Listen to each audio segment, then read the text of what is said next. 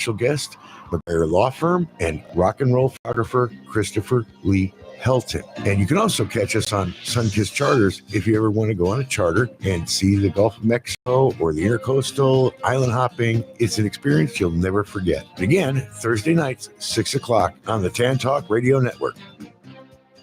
This is Paul Porter, the arena voice of the Tampa Bay Lightning and Orlando Magic, and the press box voice of the Tampa Bay Buccaneers. I hope you'll join me every Saturday morning from 9 a.m. to 11 a.m. for my weekly show, The Home Team, heard right here on the Tan Talk Radio Network and Facebook Live, The Home Team with Paul Porter, talking Lightning, Bucks, Rays, USF, and a whole lot more. Your calls and prize giveaways. Join us this Saturday and every Saturday morning for The Home Team, 9 to 11 on the Tan Talk Radio Network. This is the Tan Talk Radio Network.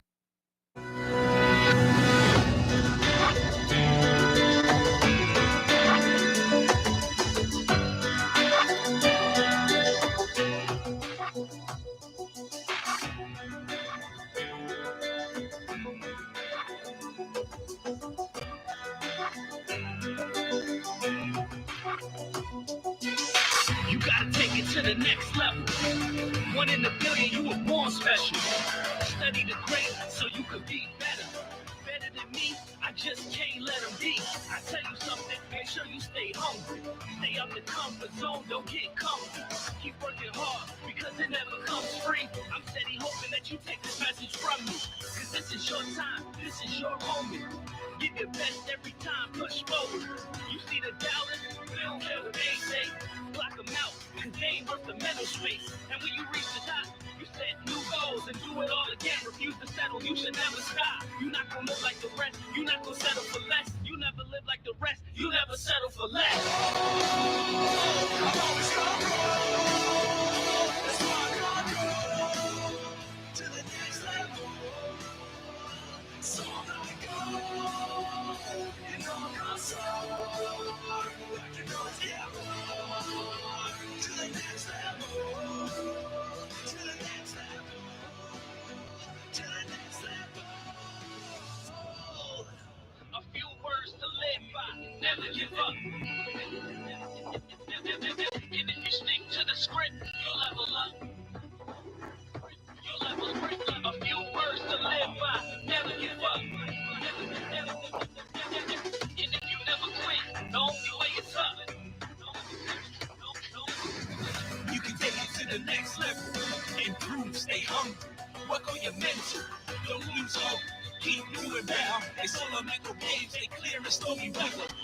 Raise the bar higher. You take your vessel up. Don't ever waste a day. You won't be here forever, but you're not gonna live like the rest. You're not gonna settle for less. You never live like the rest. You never settle for less. I'm always gonna grow.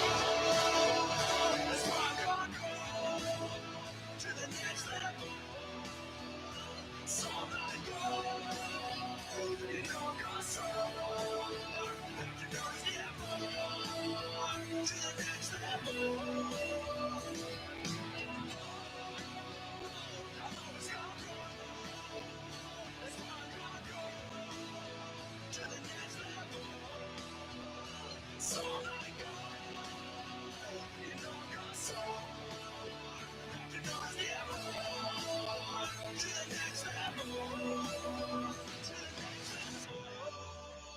To the next level.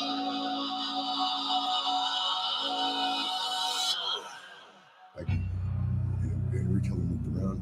Oh, guys, we're going live. Good morning or afternoon, guys. This is Captain Tom. I am here with John McGuire, and we're going to be talking today about McGuire Law Firm. Later, I have Christopher Lee Helton on, who's a rock and roll photographer, fashion photographer. That'll be in the second half an hour. But I want to start with a couple of things. Today's show is going to be brought to you by Solar Bear. Solar Bear for all your solar needs. You can contact Troy. Now, it's not just solar. They do like the foam insulation in the ceilings that you don't have the fiberglass anymore. They do boat solar. They do home solar. You can give Troy a call at 813-337-5488. The next thing I want to talk about, and a lot of people are still today having issues paying the bills, putting groceries on the table, things like that. And I want to give a shout out to my church, which is Beaming Hope Church. Now, they don't have a thrift store. They have a free clothing store that if you don't have clothes for your kids and you don't have clothes for yourself, you can go in there, and these are classy clothes. They're not trash. It's where I've lost 100 I'm down to 190 pounds from 329 pounds. I take my clothes that I have cleaned at cleaners, and that's where I donate them. So if you're looking for clothing, you can go in there on Tuesdays between 11 and 12. It's Beaming Hope Church. You can look them up online. It's www.beaminghope.org. Their address is 11010 Avenue, North Largo, 33770. Now, again, if you don't have money to put food on the table, man, I get it. Especially after the storms and with everything going on in the world. If you need food for your table, contact them, and you can go get they call it a grocery store. They don't call it a food bank. They call it a grocery store, and it's free groceries. So check them out, guys. And I want to get into my guest here, and here's how I want to introduce him to you. Because he's somebody that I've looked up to for a while. He's the owner of McGuire Law Firm. His son, Tommy, was one of my, what I call beach kids. When you live on the beach and kids stay at your house all the time and come over all the time, they're just one of your beach kids. And his son is one of his beach kids. Now, when I say McGuire, what I see is, if I could put on somebody to help you guys get to the next level, that we can talk about somebody who is doing very well in business, owns multiple rental properties, it owns a law firm with offices in different locations, and he's taken control of his life, and he's somebody that I would consider is a success. He has a family that loves him, and that is John McGuire. Hi, John. Hi, how are you? I'm doing good. First, I want to talk about Clearwater, because you said, we were just talking a minute ago, and you said that you lived here since you were 6 years old. Now, what do you remember it being like when you were 6? So when we moved here from Buffalo, I was 6 years old. I'm 60 now, so 54 years ago. It was somewhere around 1971. And my father had a house built on Island Estates, and the beach was pretty empty. There were some mom and pop hotels. From my house, you could see 2 streets over. There was no other houses on the block.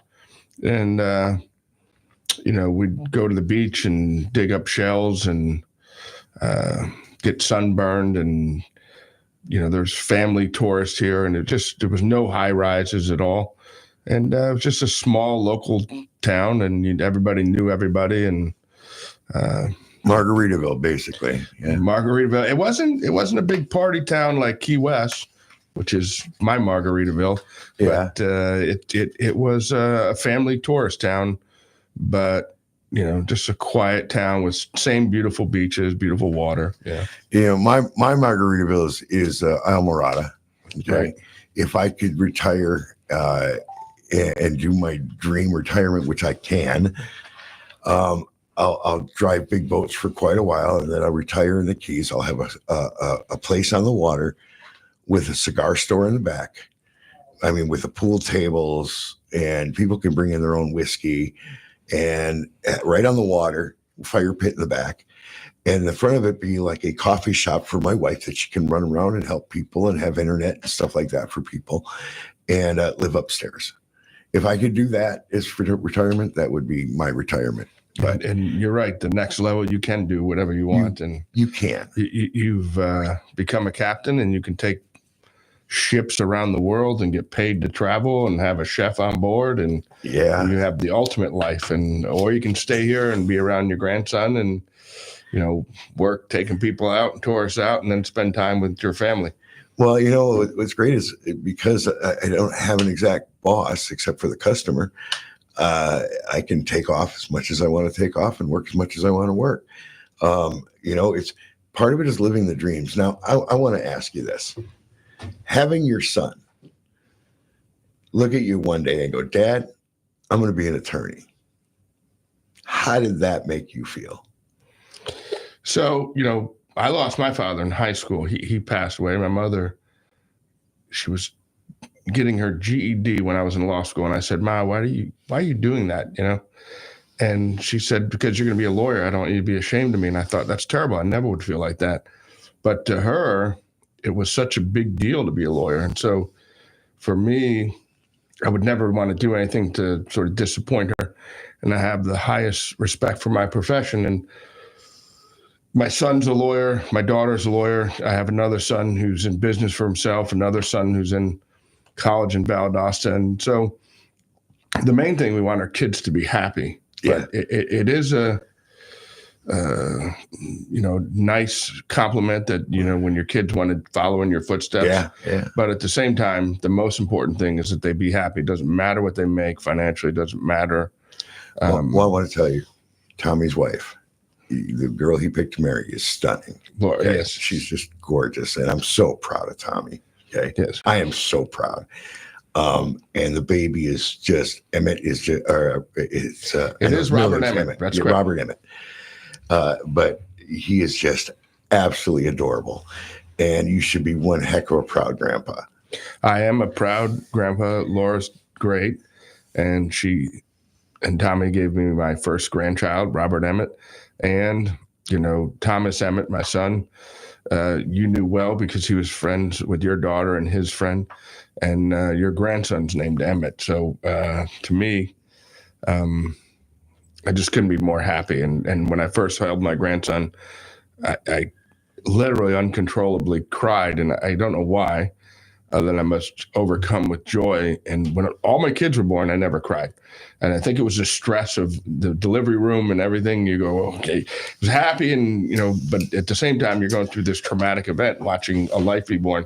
Yeah. And with my grandson, I waited, they had the baby, and then they go, here, you want to hold the baby later that day. And to me, it was just overwhelming. Yeah. You're instantly in love. Instantly in love. You'll do anything for that little kid. That's the way real men are. Real dads. There's lots of fathers out there, but not a lot of real dads, And that's one of the reasons I wanted to meet you and hang out with you, because you have a son who loves you. Well, thank you. And the way he talked about you and things, I said, man, I just got to hang out with John. That's why I'm doing this show, by the way, is so I can hang out with people that I admire and a lot of friends that I have. So let's talk about your law offices real quick. You have one here, and what's the address and the location? So it's actually right down the street from here.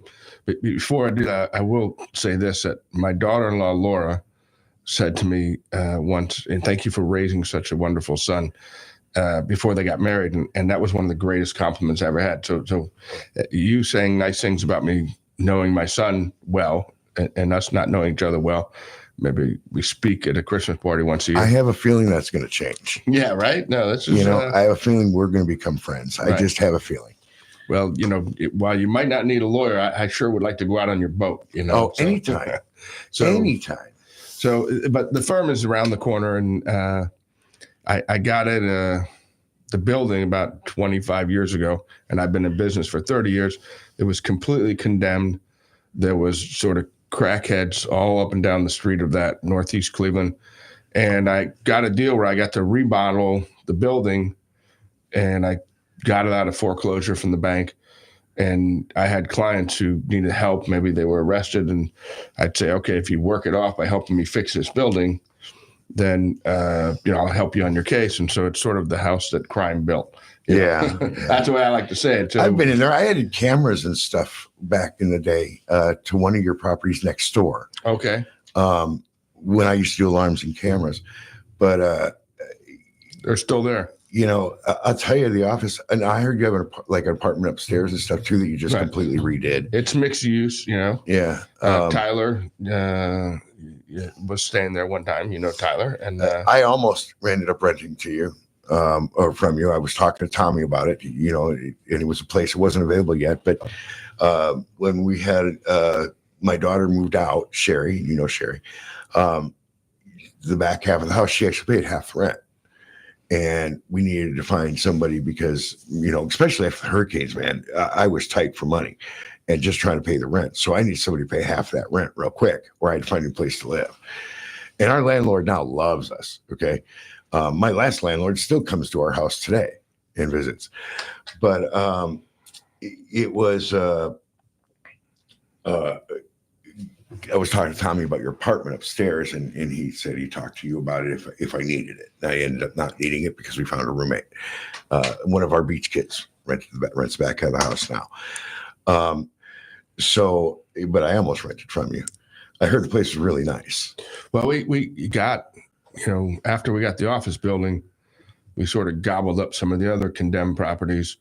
And like one house is a 2-bedroom house we got for $25,000 20 years ago.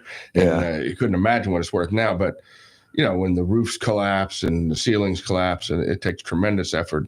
And then we make them nice and rent them to someone. And I'll also never raise rent on someone who pays the rent and, doesn't call if they got little problems. You got to fix roofs. You got to fix air conditioners. But, not in my house. Yeah. Not in my house. My landlord now, I just, when I moved in, part of our deal was moving in, and they let me in. And the only thing I had on my credit was medical collections, and it kept me from getting properties rented. I have great rental history, but when I moved in, the house wasn't finished, and I finished it for them. I put the lighting in. I put the cabinet doors on. I did all of it. If the water heater goes, buy a water heater, I'll put it in. If, what just went the other day, that I fixed, the dishwasher broke. And he ordered a dishwasher. I went and picked it up, brought it home, put it in, but that's me as a tenant. Our last landlord actually gave us double security deposit back, because without asking her, I repainted the whole house before I moved out, because my dad always said, make it better than when you moved in. Right.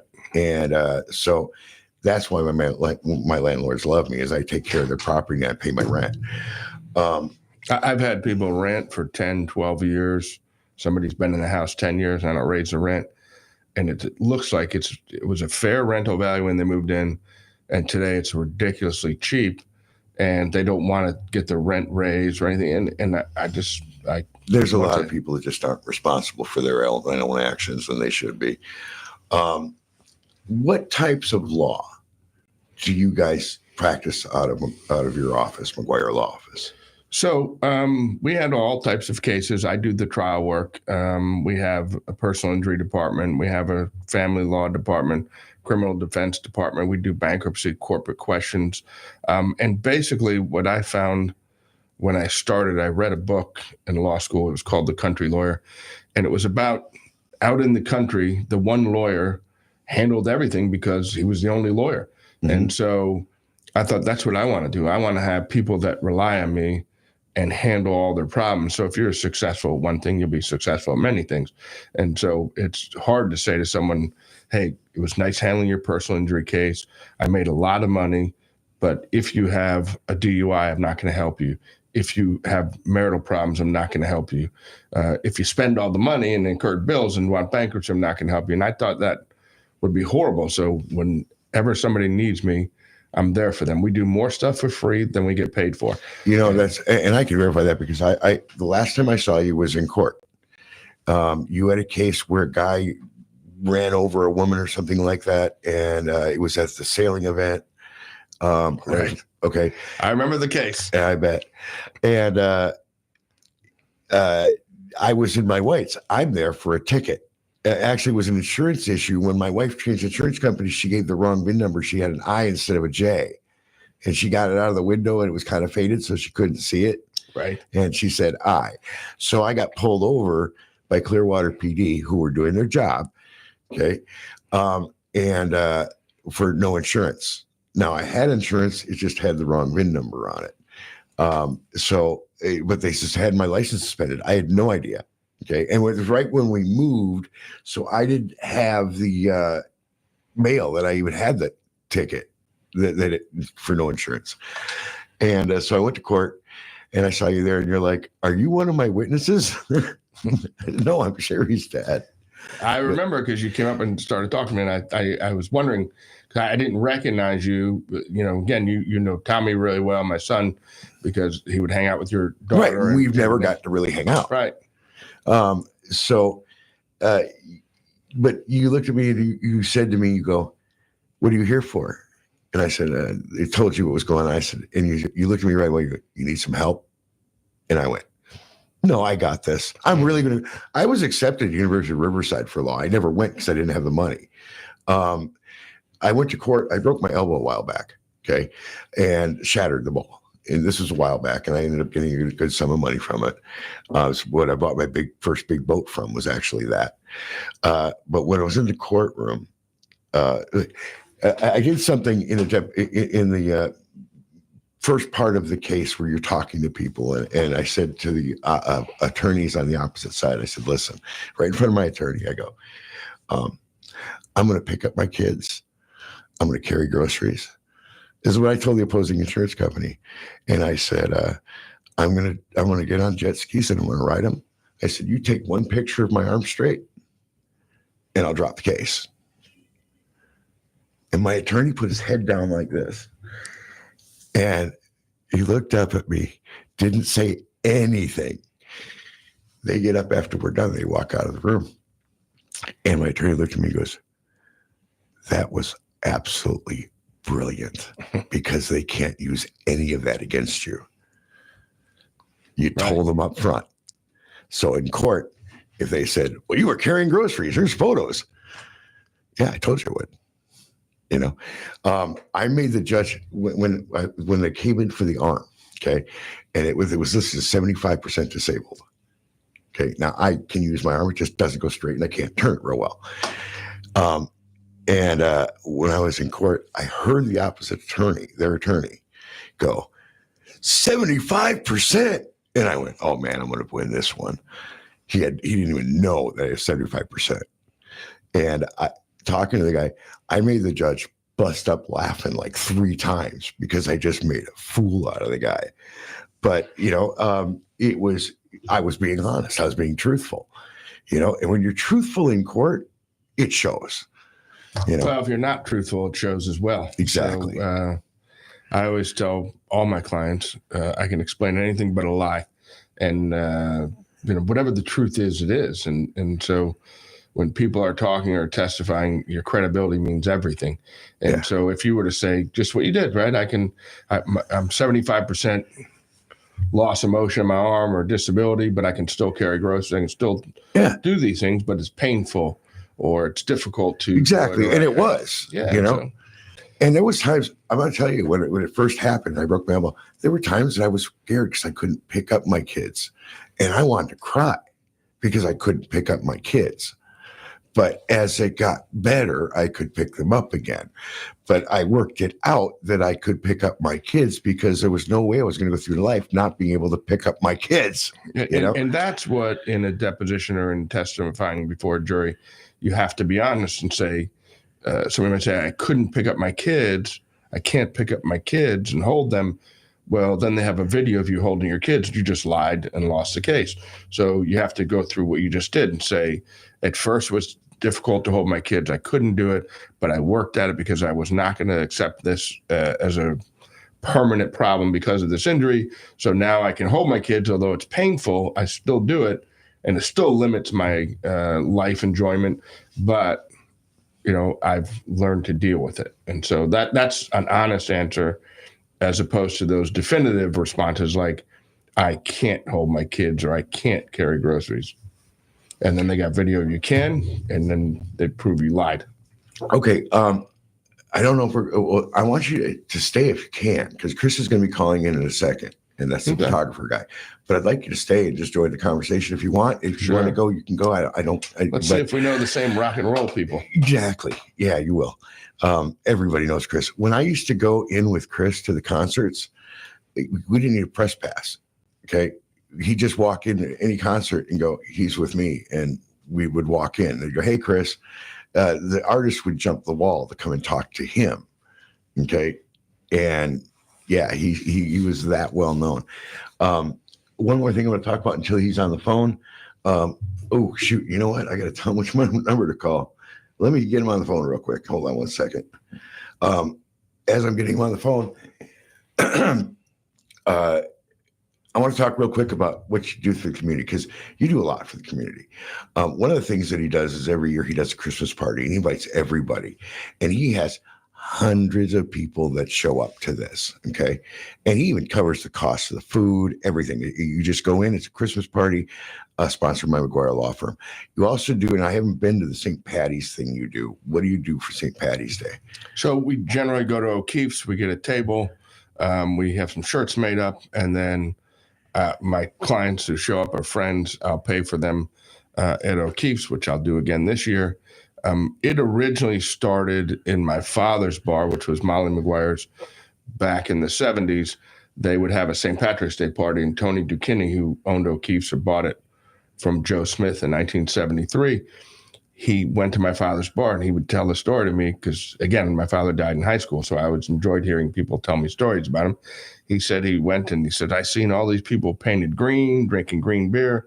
And I thought, what is this? And he had a heavy Jamaican accent. He was a white Jamaican who came here. And I have one of those too. I have a friend, his name is Paul, that he actually taught me how to grill. But go on with your story. So I didn't know they existed, but now I do. They do. And it's that what they are, white Jamaicans. And so he bought O'Keefe's and then started doing the St. Patrick's Day party. And it was the biggest party in the county for the longest time. And now a lot of other people have a party on the same day as well. This year it'll be on a Monday, so it won't be as crowded. Right. But, it's their biggest day of the year. And as my grandmother would say, it's a holy day. So we go celebrate. Yeah. All right. I'm going to go ahead. I'm going to get Chris on speakerphone real quick, and then I'm going to give him the number to call in. This is my bad because I was supposed to send him the number. You get it.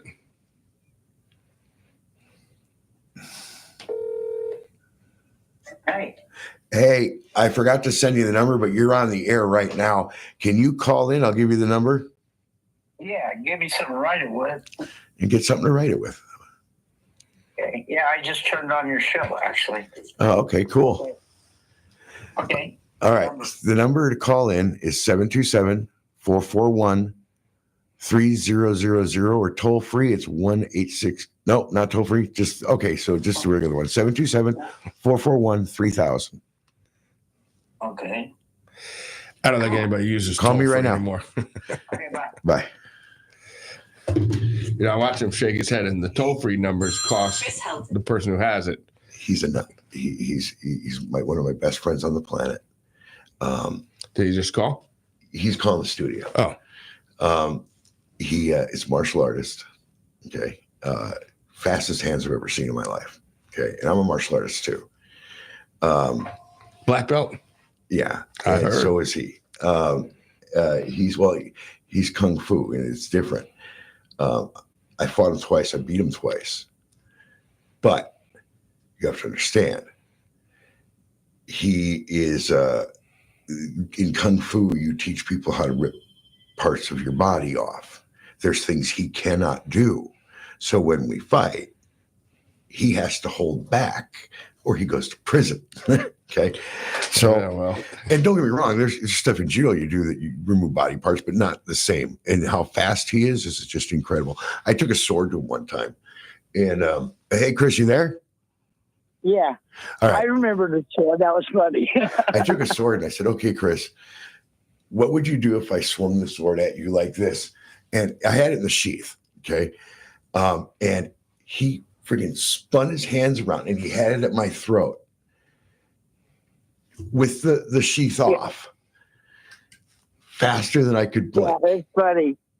I remember you go, what would you do? And I said, I don't know, swing the sword. It's reaction fighting. People don't understand. It's like a blink. When you train, the same thing. It's muscle memory. Over and over and over and over again, you do the same thing. It's automatic, just like blinking if somebody puts their hand towards your face. You just automatically move. And that's what muscle memory is. That's what a reaction is. When I was a bouncer years ago, I would tell people, don't touch my back, don't do this, don't do that. Because I've had people that just walked up and went to hit me and I flipped them. I put them on the ground and I held them down. And I'm like, what'd you hit me for? And it was somebody, it was not an aggressive move. I remember one time I was in bed and my wife went to put her arm around me. In my sleep, I threw her off the bed. It's just muscle memory. But Chris, I want to talk about, what you do. And that is such a vast array. And Chris is a very big success. He is a rock and roll photographer. Now, Christopher, as a rock and roll photographer, you started, wasn't it Ozzy Osbourne's bodyguard? The first band I guarded was Van Halen or AC/DC, actually. Okay. I don't remember which verse. Guarded a bunch of bands. The Ozzy thing, the reason you remember that the night I was guarding Ozzy was the night Beach Club Promotions, which was the largest concert for promoter in the Southeast. We did the Rolling Stones, The Who, Van Halen, everybody. Then that night they asked me, the guy goes, "What's your name?" I said, "Chris Elton. I'm the only long-haired bodyguard." So it was quite obviously who I was. He goes, "I saw some pictures you took. My cousin showed me. Would you come over tomorrow? I'd like to talk to you." So I went over to his house and he said, "Would you like to be our personal bodyguard and photographer?" I said, "Oh, you're not going to turn that down, of course." Yeah, not really. Yeah, and that's pretty much how it all started, I guess. Now, guys, you can go. Chris, do you have the information where people go and view your photos? And I also want to say the name of your agent in case they want to use your photos for stuff. Chris is not only a rock and roll photographer, he's a fashion photographer. He's owned fashion magazines. He is a nature photographer. He's a UFO enthusiast. I would call him an expert, and he's a Bigfoot enthusiast. I call him an expert. He's also a kung fu artist. And Chris is, in my opinion, a success in what levels you can get to. So Chris, when you started doing photography, okay, what were you doing before photography? Say that again? What did you do before you did photography? Well, I drove lumber trucks. I built houses. I did construction. Okay, way cooler to be a rock and roll photographer. And he traps coyotes in Colorado. He's calling from Colorado. So he has some really cool pictures of coyotes because he gets right up there. Okay, so I remember going to Earth Day Birthday with you. You remember this? Yeah. Where we walk in and Chris, you'd walk in and the guys the bouncers or security guards wouldn't have to have a press pass with Chris. You just walk in and Chris would look at him and go, "Oh, he's with me," and we'd walk in together. And I remember we were in a conversation with somebody, and I'm not a person who gets real starstruck. Okay, there's people I admire because of what they've accomplished, but so we're talking to this one guy, and he walked away, and you were like, I'm like, "Chris, who is that?" And he goes, "Oh, that's the lead singer from Creed." Well, I didn't know, but that's the kind of thing it was, and Chris says, "Isn't it your picture with the Jack Daniels in the Rolling or Aerosmith book where Yep. Steven Tyler's holding up the bottle of Jack?"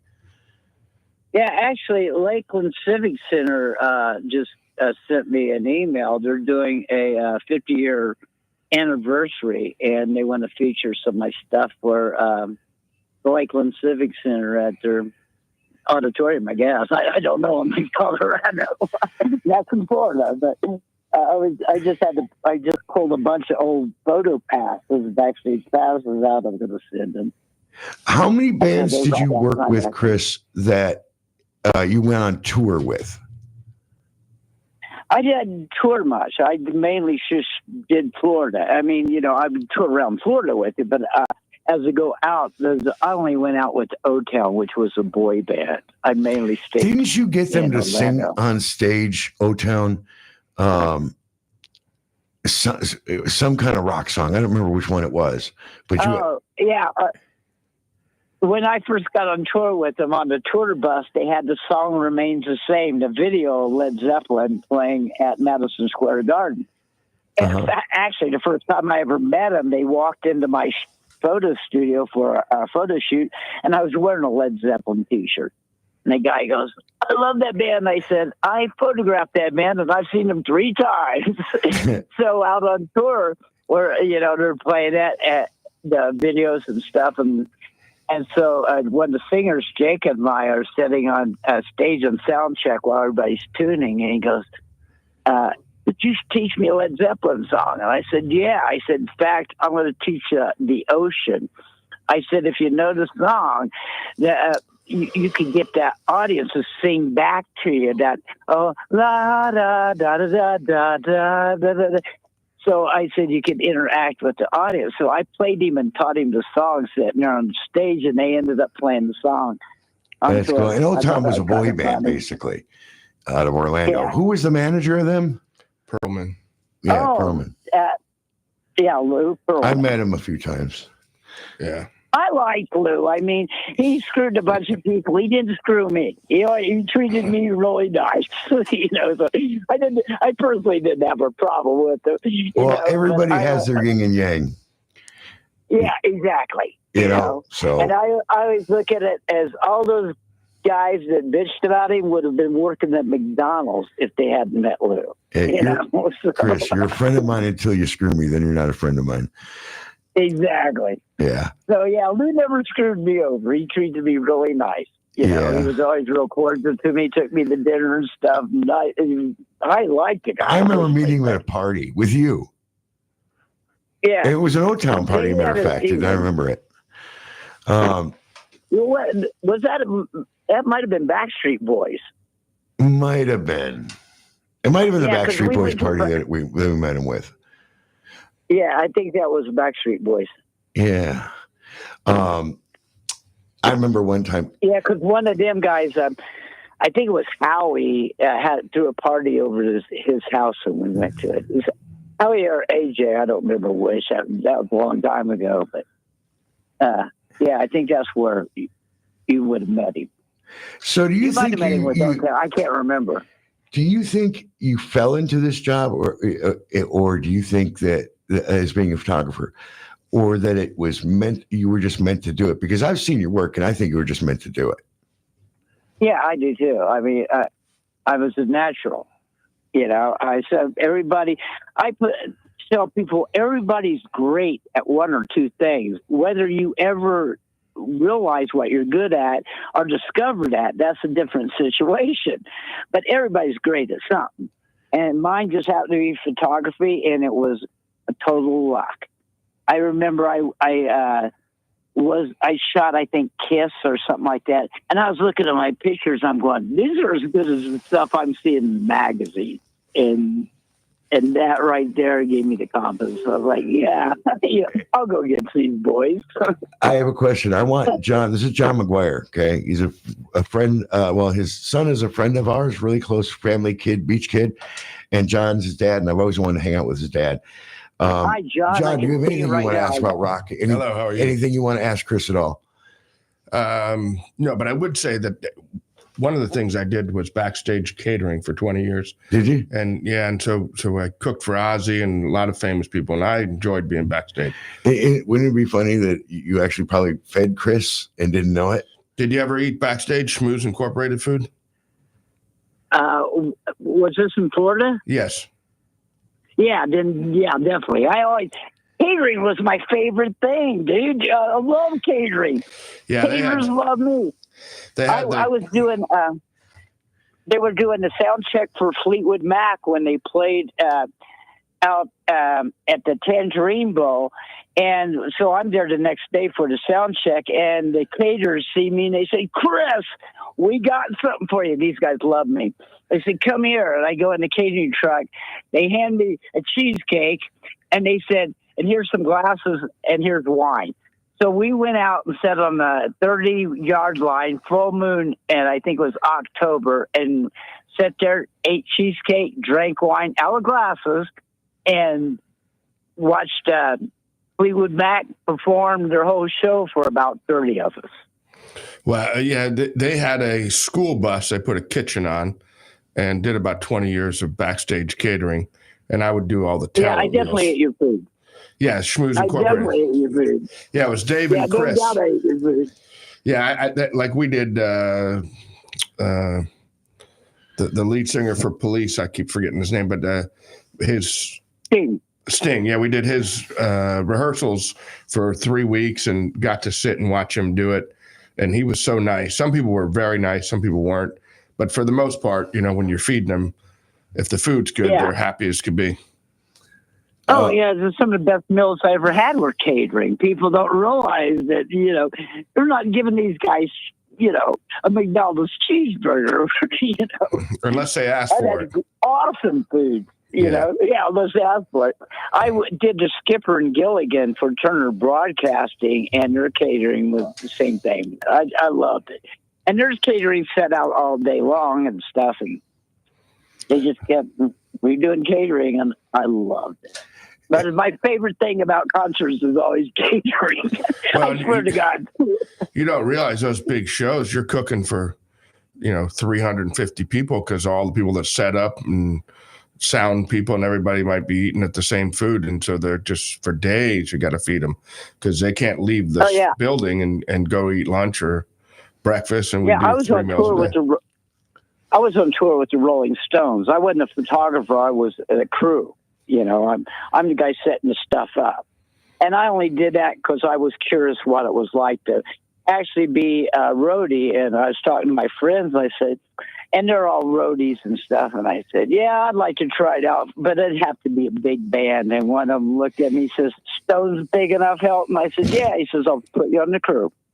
And so I toured the U.S. with the Stones, and catering was my dog. I love catering. Yeah. Chris actually had his own band. Chris actually had his own band. Chris, what was the name of your band? I had two. The Heltones was the one we did the Shack commercial with. Yeah, he did a commercial with Shaquille O'Neal. The one we did. And then Porcelain Doll was the one we had was in the magazines and stuff with. What's the story now? How did you get the commercial? And I remember, wasn't it Rolling Stones that said that your band was the next big thing? It was a magazine called Music Connection, which is they said we're the next big thing out of the South. And Music Connection was an insider magazine. It's not the Music Connections that people see, the like newspaper ones that's out in different locations. This is a glossy magazine. It's an industry magazine. It's for people who work for record companies. Okay. And the A&R stands for Artists and Repertoire. They're the people that actually sign record contracts. And the A&R section of that was ran by Kenny Kerner. He produced Kiss. And he heard our tape and stuff, and he said, and they wrote us up and said they thought we were the next big thing to come out of Florida. We broke up right after that. Some of that didn't help. How'd you get that job doing the Pepsi commercial with Shaq? Your sister. Dawn. I was going to say, if people don't know, she deals with movie stars and TV stars. And she also does a show just before this one. Yeah, and so she's going to meet Philip Carr, and Philip Carr moved to Orlando and started an talent agency. He used to handle the cast of 90210 out in Hollywood. In fact, he's Friday. He's the only model agent at the time. He was with Wilhelmina also to ever be on the cover of Vanity Fair. I mean, not Vanity Fair, Variety. Sorry, Variety. And so we go to meet him, and I took some photos, and, he glanced through it, and it didn't really say much. And he's talking to Don, and he talked to me here and there, and we're getting ready to leave, and we walked to the door. And as soon as we start to walk out the door, I turned around, I ran across the room, and I dove on his desk with both hands and leaned right in his face. And I said, if you ever need a killer psycho photographer, I'm your man. Give me a call. Nice meeting you. Walked out. 2 weeks later, I get a phone call that says, We're looking for the killer psycho photographer.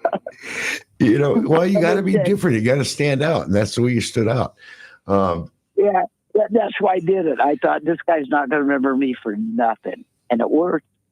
I ended up helping him because of the casting agency. I would find people for the agency to cast in commercials and stuff. So I did that for a while. But what happened was they called and said, could you help us find a band to cast for this Pepsi commercial? And I said, well, my band was National Magazine. I said, I could put together a band. And so they said, well, you find us some bands. If you want to put together one, go ahead. They called me at the last minute and said, we got way too many bands. We don't need any more bands. But if you want to bring your band, feel free. So we go down there, and Limo Tim, Limo Tim, he owned a limousine company. And Tim went, I rode in his limos every day for nothing because of who I was. He liked to meet the people I knew. Yeah. Future clients. So I was always in. So he said, we'll take him down to it. So we get there, and they first said, what are we going to call the band? And Tim goes, why not the Helltones? And I laughed, and I said, Mark Szymanski and Baxter Mark used to be a big morning show in Orlando back in the 80s. They used to call me Helltone. And so everybody said, we'll go with the Helltone. So we went and did the audition, and later on I ran into other musicians who were there. We're walking down, literally you're walking down the long hall, and there's a line of musicians on both sides. And they said, everybody, when you guys walked in, said, these guys got it. And I laughed, and I said, well, it's because we're the real thing. I said, we're not pretending. This is what we look like normally. We didn't dress up for the occasion. This is what we are. Well, so when we got it, they said, Pepsi said, we thought there was be one great band in Florida, and you guys are it. And so that's how we got the Pepsi commercial. But it's because your sister took me to meet Philip. Hanging out with you, I could tell you in the 90s, late 80s, 90s, at the time, I taught the bouncers in the bars how to get people out without hurting them. Okay. I taught their bouncers how to do self-defense. And so I was very well known in the bar scene in Orlando, especially Church Street area. But I worked at Circus Atlantis. I worked at Baja Beach Club, which we had thousands of people in that bar. So, I was very well known for being a bouncer in that area. And then Chris was known for being the photographer. And when Chris and I would go to a bar, we'd have it was like having fans running up to you all the time. And, it was like hanging out with a rock star is what it was like hanging out with. And he was a rock star and is a rock star in a lot of ways. But that's what it was like having Chris as a friend. Should we go of how we met? Should we tell that story? Well, first, what you said about me, I have to tell you, my favorite, funniest, being knowing who I am, was my brother was on TV because he did line dancing and stuff, and he was pretty big in that world. And so we go to a bar in Florida. I can't think what it was called. It was the big country bar in Orlando at the time. And we walk up, and I think, well, I don't know these people. I'm a rocker. I said, so I'll use my brother and try to get in free. So I go and I walk up and start to introduce who my brother was. The guy looks at me and he says, you're Chris Helton, aren't you? And I said, yeah. He says, come on in. That's funny. I was cracking up. It's like, I was going to use my brother, and the country people knew who I was. Wait, real quick, before I forget, because we're almost out of time. We got like 5-6 minutes left. If somebody, and guys, where can they look at your stuff online and see your artwork? I'd say the easiest way, I don't have a website. I have a Facebook page that says Christopher Lee Helton Photography. But the easiest way would probably go into any search engine. You type in my full name and put photography or photographer and hit image, and most every single picture that shows up I took. All right, awesome. And if they wanted to buy some of your work or use some of your work, who would they contact? You or Retina? Isn't your agent Retina? No, Retina sold. Retina sold. Yeah, I'm still with the company that bought them. I have 4 different agencies I'm with. I'm with Avalon. I'm with Avalon has several on top of that. I'm with Photo Features, Redfern. I'm with Cachet. I'm with God. What is my? Didn't you supply Cachet with some models too? No, that's they do strictly. You're thinking of my magazine. I had a magazine called Cachet. There's an that's what it was. agency called Cachet. Yeah, and Cachet's a music agency. All right, they handle music photographers. Yeah. God, what is them? I remember seeing your stuff on VH1 all the time. I'm with Dade. I think I've never asked how they pronounce it. It's French, So I signed with them, but I never talked to them on the phone. It's all through email, so I don't even know how they pronounce the damn thing. But yeah, your kid was in, was it Cachet or My Envy magazine? That's what the one your daughter. Yeah, Christopher on Park Avenue, Envy, Kids Fashion, and Cachet, right? Those are all your magazines? Yeah. Yeah. Well, actually, Cachet's not a magazine. Cachet, what you're thinking of, that was one of our advertisers. So if you're looking at the back of it, it says Cachet on it. Yeah, but I thought you found a model for Cachet that they used your model or something like that. They hired on as it was one of your people. Yeah. Yeah. That's what I thought. That girl. It's Jackie Henry. Yeah. I thought that was one of your models. I had an office about 3 blocks from Chris's. Okay, and it was just coincidentally. And this was for his fashion photography stuff. And I'd call him up. I'd go, "Hey, Chris, it's about my lunchtime. What are you doing?" He'd go, "I've got about 10 naked women standing in front of me right now." And I went, "I'll be there in 5 minutes." Yeah, I remember I had a roommate. He was a writer for Orlando Weekly. Well, he was a writer for Jam Magazine first, and then went to Orlando Weekly. And I remember that he told me, he said, "I remember the first night I moved in, Chris, I walk in and you have naked girls standing there and you're doing a photo shoot." I said, "Yeah, I'm a photographer. It happens." Yeah. That's the downside of the job. I mean, you got to do what you got to do. Well, as I said, this show is about living your dreams. And when you have a dream to be a photographer, to own magazines, to live a rock star life, man, you can accomplish it. Chris did, and he's just, aren't you from Indiana, farm boy from Indiana? Yep. And a little country boy. Yeah, you wouldn't know it, but he's total rock star. It's an honor to call you my friend. I always felt that way. Chris is going to be a regular call-in on the show when I do the show, if I do the show. It's just one of the reasons I did this is I wanted to hang out with people that I are impressed by. Okay. And that's what I'm doing. And I want you guys to realize that you can live your dreams. It is accomplishable. I do it. I'm a boat captain. I want you to do it. And anything I can do to help.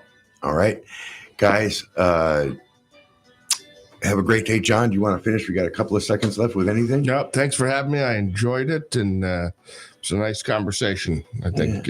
Chris, I love you. I'll talk to you later. Nice meeting you, John. Nice meeting you on the radio. Yeah, and Chris will come and visit us. And like I say, he's going to be a regular call-in because he's such a cool guy. Give Tommy presents. Tell him to call me when he looks at it. He's listening. I got presents for Thomas to give to Robert Emmett. Thank you. All right, guys, we're good. We're going to wrap it up. Have a great day. God bless, and see you soon. Bye-bye. You see the doubters, we don't care what they say. Block them out, they ain't worth the mental space. And when you reach the top, WTAN, Clearwater, FM 106.1, WDCF, Dade City. FM 102.3. Listen. Trump tariff whiplash. Slight stay of execution, but still not great news. Veterans concerned about VA cuts. You just can't go